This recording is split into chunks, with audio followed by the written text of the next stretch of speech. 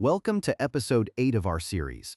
Today, we are focusing on the balance sheet and learning how to read between the lines. Many investors treat the balance sheet as a static record of truth, but the reality is that companies often hide significant risks within their accounting choices. My goal today is to teach you how to look past the surface-level numbers to find what companies are trying to keep out of your sight.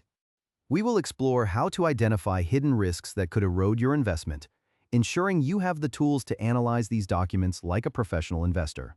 Let's get started by uncovering what lies beneath the surface of these corporate books. It is a common misconception that a company's book value equals its real economic value. In 2023, United States public companies reported over $80 billion in goodwill impairments alone. These were assets that, until the moment they were written down, sat on balance sheets as if they were as reliable as cash or physical factories. This episode is designed to teach you how to spot 3 specific categories of hidden risk before they damage your portfolio. We will cover goodwill that may never generate a return, provisions that mask true liabilities, and obligations that stay off the balance sheet entirely. Mastering these areas is essential to protecting your capital from unexpected erosion. Every balance sheet contains 3 distinct zones where accounting theory diverges from financial reality. First, we have goodwill and intangible assets, which represent the premium paid for past acquisitions that can evaporate without warning. Second, we look at provisions and contingent liabilities, which are future costs that management can manipulate through subjective assumptions.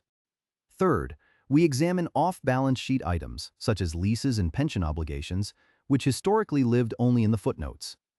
We are going to walk through each of these zones using real-world examples from major United States companies and actual data from SEC filings to show you exactly how these numbers function in practice. Many beginners mistake goodwill for a brand value you can touch, but that is incorrect. Goodwill is simply an accounting residual created when one company buys another for a price exceeding the fair value of its identifiable net assets. For instance, if Acme Corporation pays $1 billion for a target whose tangible assets minus liabilities are worth $400 million, the remaining $600 million is recorded as goodwill. Under United States GAAP Rule ASC 350, this figure is not amortized. It sits on the balance sheet indefinitely until a triggering event forces an impairment test. At that point, it can be written down to 0 in a single quarter, causing a massive shock to shareholders' equity. To see the danger of goodwill, look at the AOL Time Warner disaster. In January 2000, AOL announced a $147 billion stock swap acquisition of Time Warner.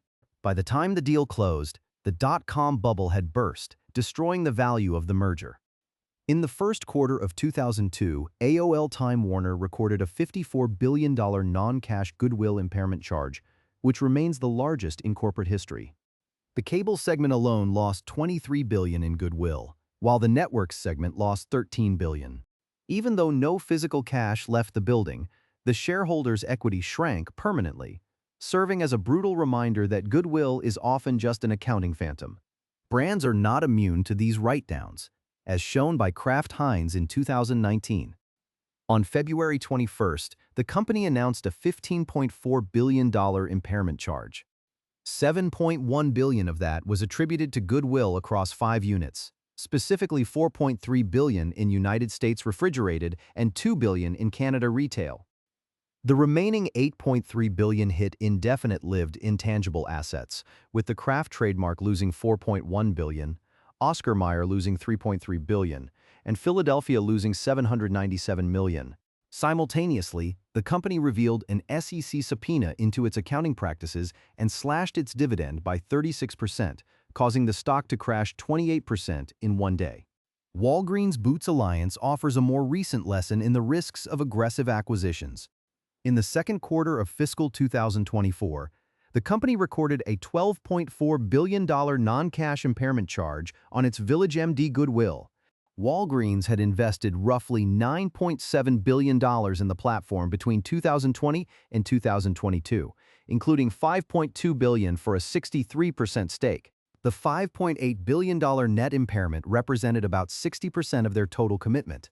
Because of this and other struggles, the company expanded clinic closures from 60 to 160 locations, And in February 2024, Walgreens was removed from the Dow Jones Industrial Average, replaced by Amazon. These aren't just isolated incidents. They represent a sector-wide trend. In 2022, 400 United States public companies reported $136.2 billion in pre-tax goodwill impairments. While the 2023 figure of $82.9 billion across 353 companies was a 39% decrease, it remains well above historical averages since 2006.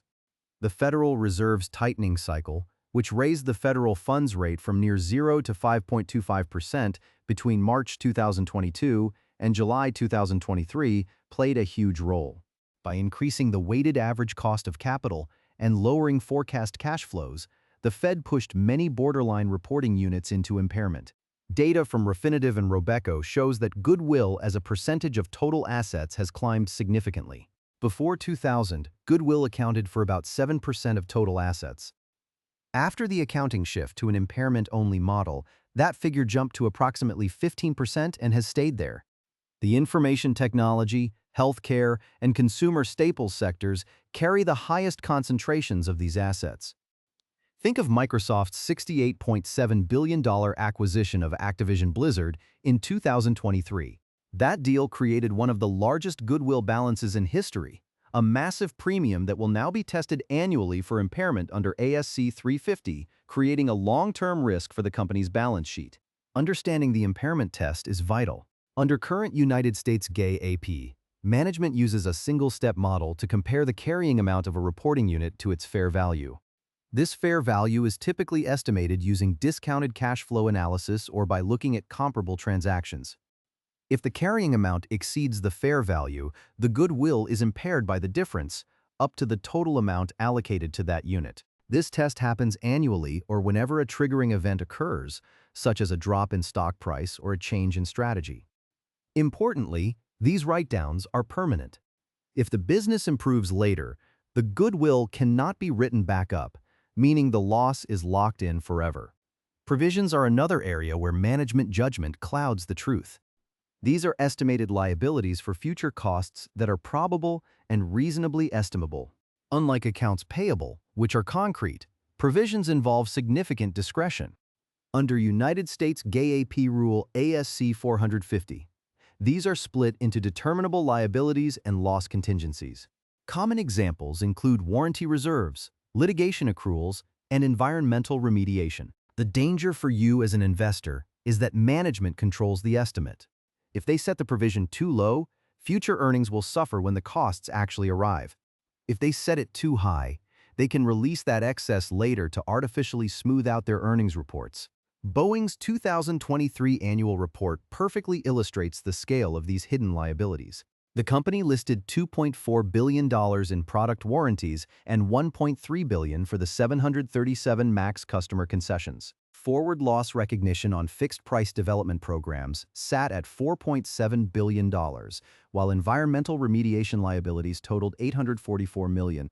These four categories alone represent over $9 billion in estimated future cash outflows that do not appear as standard debt. Because these are based on assumptions, they are not certainties. Yet they represent massive claims on the company's future cash flow that you need to account for when valuing the business. Warranty reserves are a perfect case study in estimation risk. Boeing records estimated costs at the moment they deliver an aircraft, based on historical payments over the remaining coverage period. Typically, commercial aircraft have a 3 to 4 year warranty. However, when a fleet-wide issue occurs, like the 737 MAX grounding, the standard estimates fall apart. Between 2021 and 2022, Boeing paid out $1 billion and $2.5 billion respectively in concessions.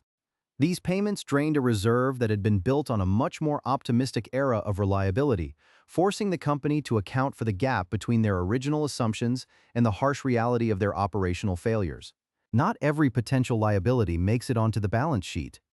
Under ASC 450, a loss contingency is only recorded if the loss is both probable and reasonably estimable. If either condition is missing, the company simply discloses the risk in the footnotes. This creates a massive gray zone. A company facing a $6 billion lawsuit might record nothing on its balance sheet if management decides the loss is merely reasonably possible rather than probable. A more conservative firm might book a $3 billion reserve for that same risk. Always read the contingencies footnote, usually note 13 or 14 in a 10K, to see what potential disasters are waiting in the wings. Litigation reserves show how quickly a footnote can become a balance sheet burden. In fiscal 2023, Walgreens recorded a $6.8 billion pre-tax charge for opioid-related claims. Unlike a contingency, this was deemed both probable and estimable, so it hit the income statement and balance sheet directly. By fiscal 2024, the company had already paid down part of that reserve. This highlights the risk. Litigation can transform from a vague footnote disclosure into a multi-billion-dollar charge in a single period. The key for investors is to watch for the moment management shifts their assessment from reasonably possible to probable, as this is often where the most significant value is destroyed. Off-balance sheet items are assets or liabilities excluded from the primary balance sheet because the company lacks direct ownership or a direct legal obligation under GAAP. This includes operating leases, special purpose entities, and certain pension obligations. While these are legal, they are often used to hide the true extent of a company's leverage. Before 2019, operating leases were the largest category of off-balance sheet financing in the United States. Yet most investors ignored the lease footnote entirely. If you scan the balance sheet for debt ratios without looking at these off-balance sheet items, you are missing obligations that could equal or exceed the company's reported debt, leading to a dangerous misunderstanding of their financial health. Everything changed with the introduction of ASU 842. In February 2016, the Financial Accounting Standards Board recognized that United States companies were hiding over $1 trillion in off-balance sheet financing through operating leases. They mandated that, starting in 2019, companies must record a right-of-use asset and a corresponding lease liability for any lease longer than 12 months. This single rule change added hundreds of billions of dollars in liabilities to corporate balance sheets overnight.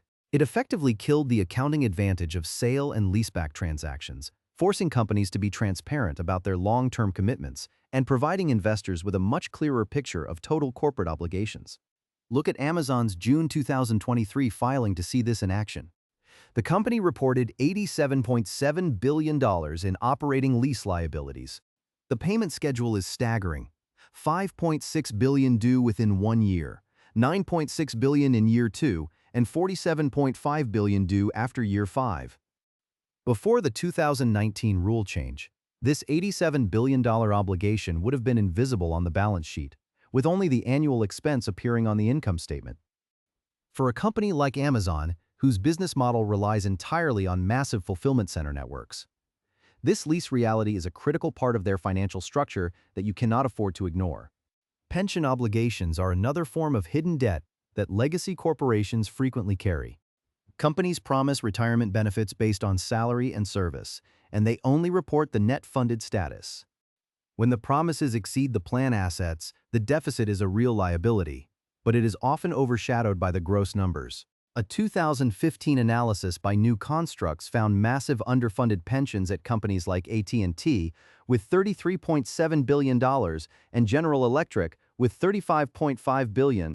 When a pension deficit exceeds 5 to 10% of a company's enterprise value, it is essentially a debt-like obligation that any serious investor or potential acquirer must factor into their valuation. General Electric is a cautionary tale of combining these risks. In 2018, GE recorded a $23 billion goodwill impairment, primarily in its power segment. At the same time, it carried one of the largest underfunded pension plans in America, with a deficit topping $35 billion. Their 2005 balance sheet showed $81.7 billion in intangible assets, while the pension liability remained buried in other comprehensive losses. By the late 2010s, both the goodwill and the pension assumptions finally unraveled, causing the company to lose its spot in the Dow Jones Industrial Average. It shows that when balance sheets rely on aggressive assumptions, the eventual correction can be catastrophic. To protect yourself, follow this 5-step checklist. First, calculate goodwill as a percentage of total equity. If it exceeds 50%, investigate the performance of those acquisitions. Second, compare the impairment methodology in the 10K to the stock price. If the stock trades below book value, impairment risk is high. Third, read the contingencies footnote for legal and environmental exposures that aren't on the balance sheet. Fourth, add operating lease liabilities and pension deficits to total debt when assessing leverage.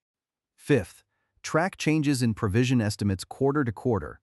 If a company repeatedly increases its warranty or restructuring reserves, they are likely underestimating their true liabilities, and you should be very skeptical of their reported earnings.